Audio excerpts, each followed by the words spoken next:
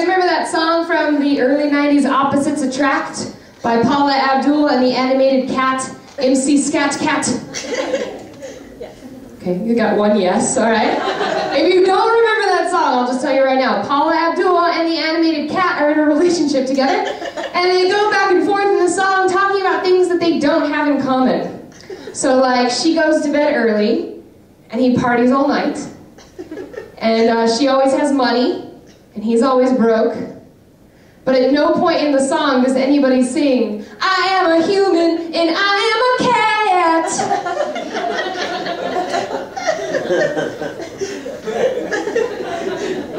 And it just seems like their most notable difference. But it never gets brought up. Speaking of animals, I have these friends that are nagging me to eat better.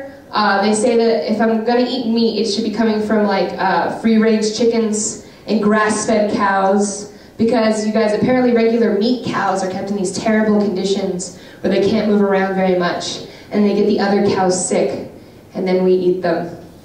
And while that sounds really, really tragic, it does seem worse to eat the happy cows. They don't really know what's going on. They're just out in the field like, look at all this grass, you guys! We are never gonna finish all this grass, you guys! And they never will. Aww. So it's my job to eat the sad cows. That's the way that I always see it. I am. Speaking of food, there's a golf course here in town, and they have a restaurant there, and all the menu items at this restaurant are golf course themed. So they have a sandwich there that's called the Country Club. And sticking with its name, its bread choice is white only. Yeah.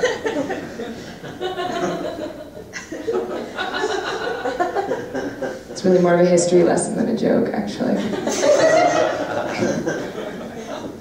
I don't know, I need to eat better. I know I need to eat better because I watch Dr. Oz every day. Has anybody ever seen the show Dr. Oz? Okay, that's because you don't have a day job. I understand that.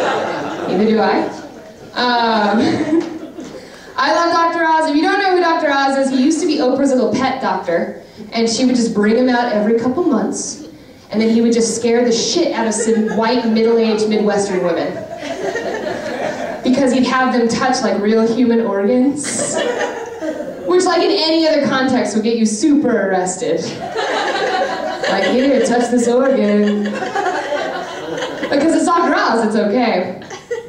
So now he has his own show, and he has an episode every single day, so now he's got to come up with some new way to scare everybody. So what he just does is he just picks a disease, and then he spends the entire hour trying to convince everybody who's watching that they have that disease.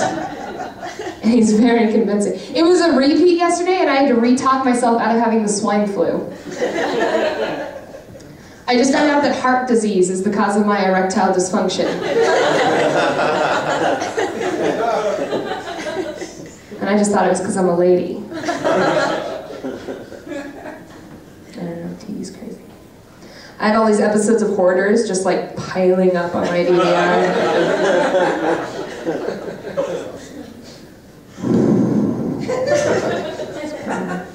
That's like the only way I could actually be a hoarder though, because I'm too poor to own stuff. I do a lot of my grocery shopping at the dollar store. Does anybody enjoy a good trip to the dollar store?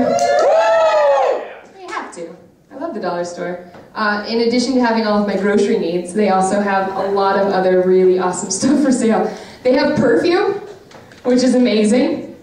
Because it's perfume that already exists, but just made as cheaply as possible without giving you a rash. It's pretty good. And they really have everything. They've got like CK1, Clinique Happy, they'll have like Calvin Klein Eternity, and I know 2 out of 3 of those were Calvin Klein, but they really have everything.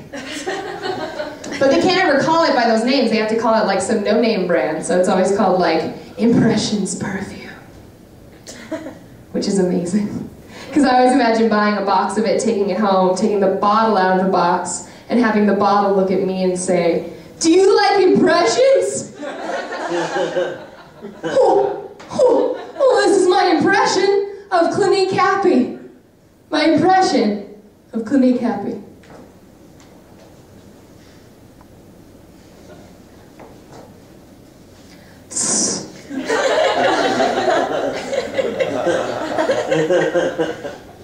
Thank you.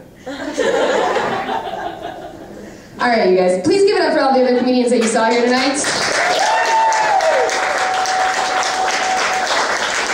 They're super amazing. They're so good about their jokes and everything. And I want to do a little thing with you guys because you guys seem like a really smart audience. I want to show you guys this theory that explains why jokes are funny. Are you guys excited about that? All right, so now I need my Vanna White out here. Sarah? Oh, thank you. Give it up for Sarah. Yeah, go for it. So this theory is called the benign violation theory, ladies and gentlemen. You can go ahead and rest it there and I'll walk around you. It was developed by a professor in Denver. His name is Peter McGraw. And the benign violation theory is a Venn diagram. And I know you guys have seen Venn diagrams before. Where did this marker come from? What magic?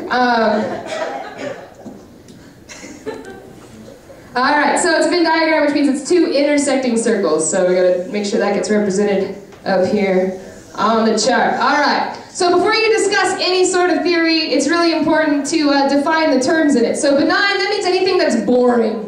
So that would be something like walking around. It's pretty boring. Alright? But violation, that would be anything that's touchy. So that, especially in the United States, that would be race. Right? Right? But where those intersect, that should be where the funny is. So where those usually intersect is like, white people walk like this. And black people walk like how they walk. Can't speak for them.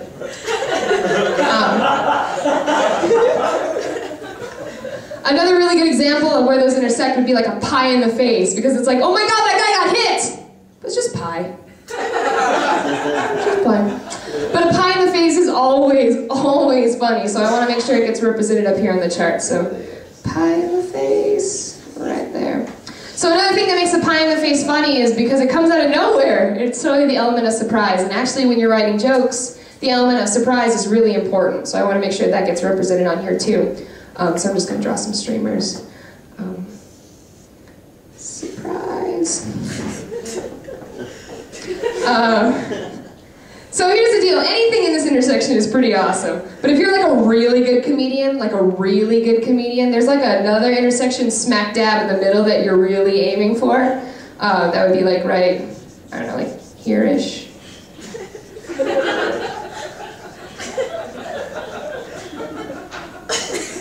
Yeah, if you're a really good comedian, you can hit that a lot.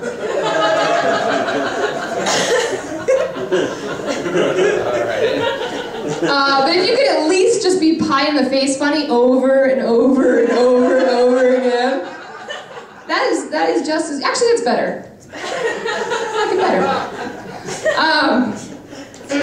So here's the deal, I don't really tell dirty jokes. I don't really think it's my thing.